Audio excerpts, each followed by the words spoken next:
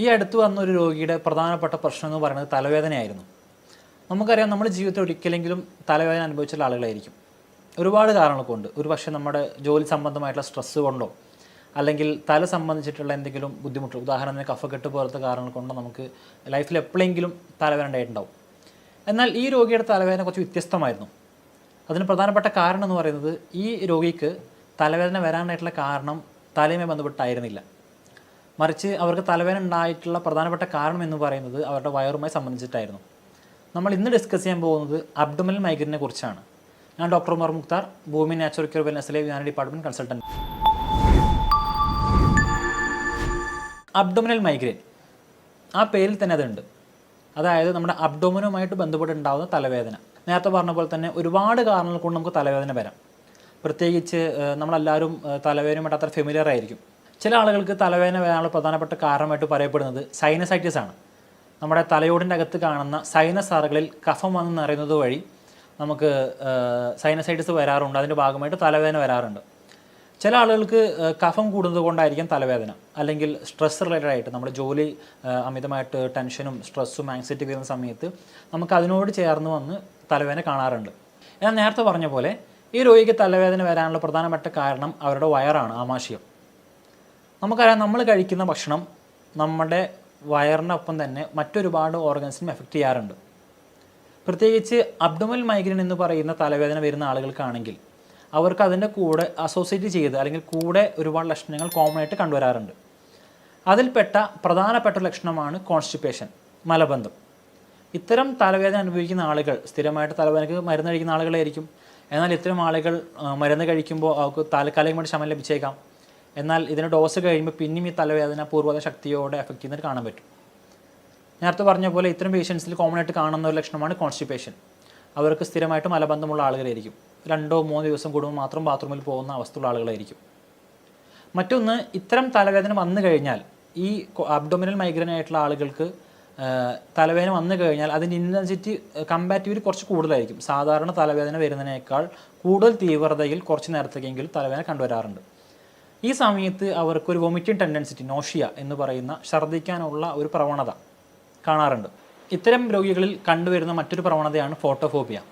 അതായത് തലവേദന വന്നു കഴിഞ്ഞാൽ ഇവർക്ക് തീവ്രമായിട്ടുള്ള പ്രകാശത്തിലേക്ക് നോക്കുമ്പോൾ അതിൻ്റെ ഇൻറ്റൻസിറ്റി, തീവ്രത കൂടുന്നതായിട്ടും, അല്ലെങ്കിൽ വെളിച്ചത്തോട് ചെറിയ ഒരു ഇറിറ്റേഷൻ, അവർക്കൊരു ബുദ്ധിമുട്ട് വെളിച്ചത്തിലേക്ക് നോക്കുമ്പോൾ കണ്ടുവരുന്നത് കാണാൻ കഴിയും. ഇതിൻ്റെ കൂടെ തന്നെ നമുക്ക് കാണാൻ പറ്റുന്ന മറ്റൊരു അവസ്ഥ കൂടിയാണ് മിസോഫോണിയ. അതായത് ചെറിയ ശബ്ദങ്ങൾ പോലും ഇവർക്ക് ഇറിറ്റേഷൻ ഉണ്ടാക്കുന്ന രീതിയിലേക്ക് ഇവർക്ക് ഈ അസുഖം കൊണ്ടെത്തിക്കും. ഉദാഹരണത്തിന്, ഇവരുടെ മക്കൾ ഉണ്ടാക്കുന്ന ചെറിയ ചെറിയ ശബ്ദങ്ങൾ, പാത്രം നിലത്ത് വിടുന്ന ശബ്ദങ്ങൾ, അല്ലെങ്കിൽ ആരെങ്കിലും ഉച്ചത്തിൽ സംസാരിക്കുന്നതായിട്ടുള്ള പ്രശ്നങ്ങൾ, ഇത്തരം ശബ്ദങ്ങൾ ഉണ്ടാവുമ്പോൾ ഇവരുടെ തലവേദന ഇൻറ്റൻസിറ്റി കൂടുന്നതായിട്ടും അവരോട് ഈ ആരാണ് ശബ്ദം ഉണ്ടാക്കുന്ന അത്തരം ആളുകളോട് ദേഷ്യം ഉണ്ടാകുന്നതായിട്ടും നമുക്ക് കാണാൻ കഴിയും. ഈ ഫോട്ടോഫോബിയ, മിസോഫോണിയ എന്ന് പറയുന്ന 2 കണ്ടീഷനും അബ്ഡോമിനൽ മൈഗ്രെയിൻ്റെ ഒരു പ്രത്യേകതയാണ്. ഞാൻ നേരത്തെ പറഞ്ഞു, സിവിയറായിട്ട് കോൺസ്റ്റിപ്പേഷൻ ഉള്ള ആളുകൾക്ക് അഥവാ മലബന്ധമുള്ള ആളുകൾക്കാണ് ഇത്തരം അബ്ഡോമിനൽ മൈഗ്രെയിൻ കൂടുതൽ എഫക്റ്റ് ചെയ്യാനുള്ള ചാൻസ് എന്ന് പറഞ്ഞു കഴിഞ്ഞു. അപ്പോൾ നമ്മൾ മനസ്സിലാക്കേണ്ട ഒരു സംഗതി എന്താണെന്ന് വെച്ച് കഴിഞ്ഞാൽ, നമ്മുടെ ബാത്റൂമിൽ പോകുന്ന മോഷനെ സഹായിക്കുന്ന മൂവ്മെൻറ്റിനെ പറയുന്ന പേരാണ് പെരിസ്റ്റാൾട്ടിക് മൂവ്മെൻറ്റ്. ഈ പെരിസ്റ്റാൾട്ടിക് മൂവ്മെൻറ്റിനെ ഹെൽപ്പ് ചെയ്യുന്ന ഹോർമോണാണ് സെറട്ടോണിൻ. സെറട്ടോണിനെ ഹാപ്പി ഹോർമോൺ എന്നും പറയാറുണ്ട്. ഹാപ്പി ഹോർമോൺ ആയിട്ടുള്ള സെറട്ടോണിൻ 90% ഉണ്ടാക്കുന്ന നമ്മുടെ കുടലിൻ്റെ അകത്തും 10% ഉണ്ടാക്കുന്ന നമ്മുടെ ബ്രെയിൻ്റെ അകത്തുമാണ്.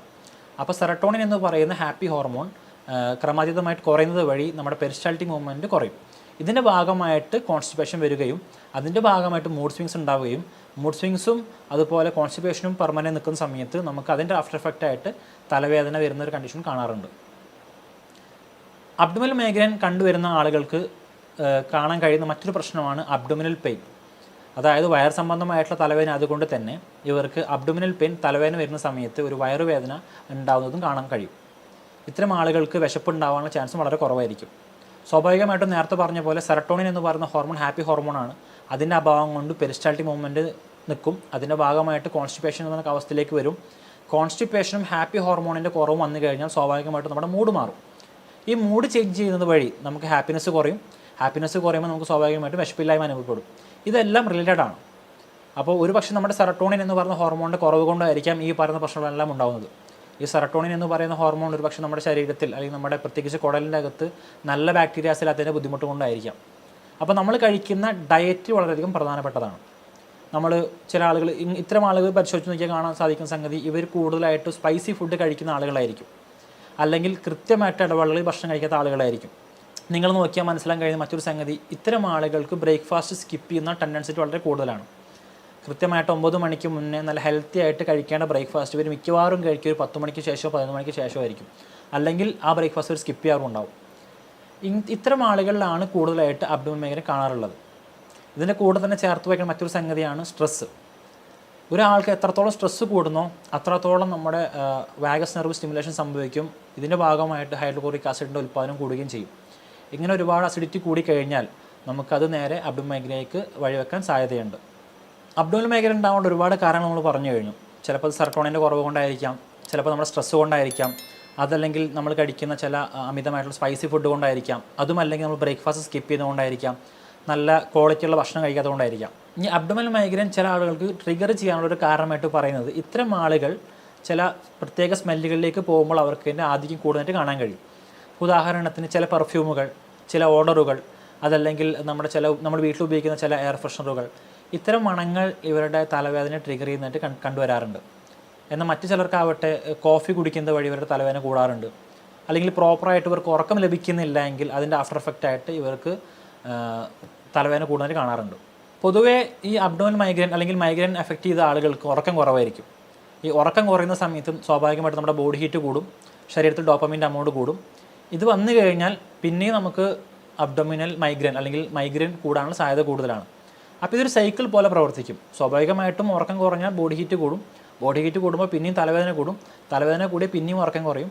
ഇതൊരു ചാക്രികം പോലെ അല്ലെങ്കിൽ സൈക്കിൾ പ്രോസസ്സ് പോലെ നടക്കും. ഇതിൻ്റെ ഇൻറ്റൻസിറ്റി കൂടുകയും ചെയ്യും. അപ്പോൾ നമ്മൾ മനസ്സിലാക്കേണ്ട സംഗതി എന്താണ് എക്സാക്റ്റ് റീസൺ എന്നുള്ളതാണ്. ഇതിൻ്റെ പിന്നിലുള്ള യഥാർത്ഥമായിട്ടുള്ള കാരണം കണ്ടെത്തിക്കൊണ്ട് ഇതിനെ ചികിത്സിക്കുകയാണ് വേണ്ടത്. നേരത്തെ പറഞ്ഞു ചില ആളുകൾക്ക് ഉറക്കം കുറഞ്ഞതുകൊണ്ടായിരിക്കും ഇത്തരം പ്രശ്നങ്ങൾ ഉണ്ടാകുന്നത്. അപ്പോൾ അവർ ശ്രദ്ധിക്കേണ്ട സംഗതി കൃത്യമായിട്ട് സമയത്ത് ഉറങ്ങുക എന്നുള്ളതാണ്. ഒരു ശരാശരി ആരോഗ്യത്തോടെ ഇരിക്കണമെങ്കിൽ 8 മണിക്കൂറോളം ഉറങ്ങണമെന്ന് ശാസ്ത്രം പറയുന്നുണ്ട്. അപ്പോൾ ഉറക്കം ക്ലിയർ ആക്കുന്നത് വഴി നമുക്കിതിന് അവോയ്ഡ് ചെയ്യാൻ പറ്റും. മറ്റൊരു സംഗതിയായിട്ട് പറയുന്നത്, നമ്മൾ അമിതമായിട്ട് കഴിക്കുന്ന സ്പൈസി ഫുഡായിരിക്കാം. ചില ആളുകൾക്ക് ഓൾറെഡി അവരുടെ ശരീരം ഹോട്ട് അല്ലെങ്കിൽ ചൂടുള്ള പ്രകൃതി ആയിരിക്കും ശരീരത്തിന് ഉണ്ടാവുക. അപ്പോൾ ഇത്തരം ആളുകൾ, ഉഷ്ണപ്രകൃതിയിലുള്ള ആളുകൾ, അവർ കഴിക്കേണ്ട ഭക്ഷണങ്ങൾ ശരീരത്തെ തണുപ്പിക്കുന്നതായിരിക്കണം. എന്നാൽ പൊതുവെ ശ്രദ്ധിച്ച് നോക്കിയാൽ മനസ്സിലാക്കാൻ കഴിയും, നമുക്ക് ഇത്തരം ആളുകൾക്ക് കൂടുതൽ താല്പര്യം ഉണ്ടാവുക അച്ചാറ് പോലത്തെ അല്ലെങ്കിൽ സ്പൈസസ് ആയിട്ടുള്ള നോൺ വെജ് ആയിട്ടുള്ള ഫുഡുകളോടായിരിക്കും. അപ്പോൾ അവർ ഡയറ്റിൽ കൃത്യമായിട്ടുള്ള മാറ്റം കൊണ്ടുവരേണ്ടതുണ്ട്. അപ്പോൾ അത് ചെയ്യുന്നത് വഴി നമ്മുടെ ലിവർ കൂളാവുകയും ശരീരം കൂളാവുകയും ഇതുവഴി നമുക്ക് എക്സസീവായിട്ടുള്ള ഹീറ്റിനെ കുറക്കാനും അതുവഴി ഉണ്ടാകുന്ന തലവേദന കുറക്കാനും സാധിക്കും. മറ്റു പ്രധാനമായിട്ടൊരു കാരണം എന്ന് പറയുന്നത് കൃത്യമായിട്ടുള്ള ഇടവേളകളിൽ ഭക്ഷണം കഴിക്കുക എന്നുള്ളതാണ്. നമ്മുടെ വയറ് കാലേക്ക് എടുക്കാൻ പാടില്ല എന്നുള്ളതാണ്. നമ്മൾ നോക്കിയാൽ കാണാം, ഇത്തരം പേഷ്യൻസിൻ്റെ മെജോറിറ്റി ആയിട്ടുള്ള പ്രശ്നം എന്ന് പറയുന്നത് അവർ ഭക്ഷണം കഴിക്കാൻ വളരെയധികം നിസ്സംഗത കാണിക്കാറുണ്ട് എന്നുള്ളതാണ്. നിങ്ങൾ നോക്കുക, ഇത്തരം പേഷ്യൻസ് പ്രോപ്പറായിട്ടുള്ള സമയത്ത് ഭക്ഷണം കഴിക്കാറുണ്ടാവില്ല, അല്ലെങ്കിൽ കൃത്യമായിട്ട് വെള്ളം കുടിക്കാറുണ്ടാവില്ല, കൃത്യമായിട്ട് ഉറങ്ങാറുണ്ടാവില്ല, ശരീരത്തിനും ഫിസിക്കലിനും മെൻ്റലി ആയിട്ടും യാതൊരു ഹാപ്പിനെസ് നൽകുന്ന ഒരു എക്സസൈസിലും ഒരു ഏർപ്പെടാറുണ്ടാവില്ല. അപ്പോൾ ഇത്തരം ബുദ്ധിമുട്ട് അനുഭവിക്കുന്ന ആളുകൾ കൃത്യമായിട്ട് ഉറങ്ങുകയും കൃത്യമായ സമയത്ത് ഭക്ഷണം കഴിക്കുകയും ധാരാളം വെള്ളം കുടിക്കുകയും ശരീരത്തിൽ ഉഷ്ണം കൂട്ടുന്ന സ്പൈസി ഫുഡുകളും നോൺ വെജുകളും കുറക്കുകയും ശരീരത്തിൽ വാട്ടർ കണ്ടൻറ്റ് കൂട്ടുന്ന കക്കരിക്ക, വാട്ടർമെലോൺ പോലത്തെ വാട്ടർ റിച്ച് ആയിട്ടുള്ള ഫുഡ് കഴിക്കുകയും ചെയ്യുക. ഞാൻ നേരത്തെ പറഞ്ഞ പോലെ കോൺസ്റ്റിപ്പേഷൻ ഇതിൻ്റെ കൂടെ കണ്ടുവരുന്നൊരു അസോസിയേറ്റ് സിംറ്റമാണ്. ഇത്തരം ആളുകളിൽ കോൺസ്റ്റിപ്പേഷൻ ഉണ്ടെങ്കിൽ അവർ ഡയറ്റിൽ ഉൾപ്പെടുത്തേണ്ട ഫുഡ് എന്ന് പറയുന്നത് ഫൈബർ റിച്ച് ഫുഡാണ്.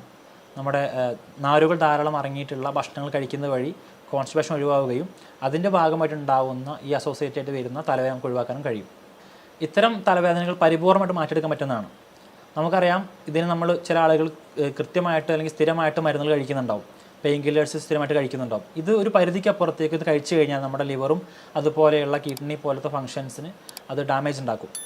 അപ്പോൾ ഇത് പ്രോപ്പറായിട്ട് ഡയറ്റ് ചേഞ്ചിലൂടെയും അല്ലെങ്കിൽ പ്രോപ്പറായിട്ട് മെഡിസിൻസിലൂടെയും പരിപൂർണ്ണമായിട്ട് മാറ്റിയെടുക്കാൻ പറ്റുന്ന ഒരു അസുഖമാണ് അബ്ഡോമിനൽ മൈഗ്രെയിൻ.